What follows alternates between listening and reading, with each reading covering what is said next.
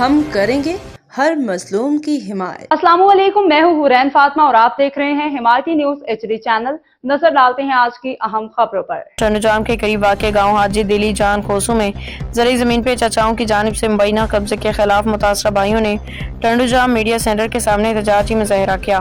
احتجاج کرنے والے در محمد کھوسو اور ان کے بھائی امجد کھوسو نے میڈیا کو بتایا کہ ہمارے گاؤں میں ہماری زرعی زمین ہے جس پہ ہمارے چچاؤں نذیر کھوسو، امام علی کھوسو، قربان کھوسو نے زبردستی قبضہ کر کے ہمیں گھر سے نکال دیا، جس کی وجہ سے ہم در بدر کی ٹھوکریں کھانے پہ مجبور ہیں۔ تفصیل کے مطابق مزید انہوں نے الزام عائد کرتے ہوئے کہا کہ کچھ عرصہ قبل ہی ہم پہ قاتلانہ حملہ بھی کیا گیا، جس کی شکایت درج کرانے کے لیے جب ہم ٹنڈوجام تھانے پہنچے تو SHO گلزار تونیو نے ہماری فریاد لینے کے بجائے کہا کہ بااثر شخص کا حکم ہے کہ تمہاری NCB درج نہیں کی جائے گی، تھانے سے نکل جاؤ ورنہ تمہارے خلاف FIR درج کر دوں گا۔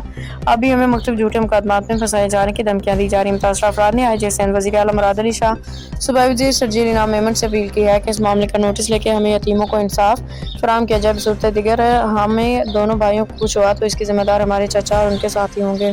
باخبر رہیے ہر جگہ ہر وقت، جانیے ملکی و غیر ملکی حالات و واقعات یقین کے ساتھ۔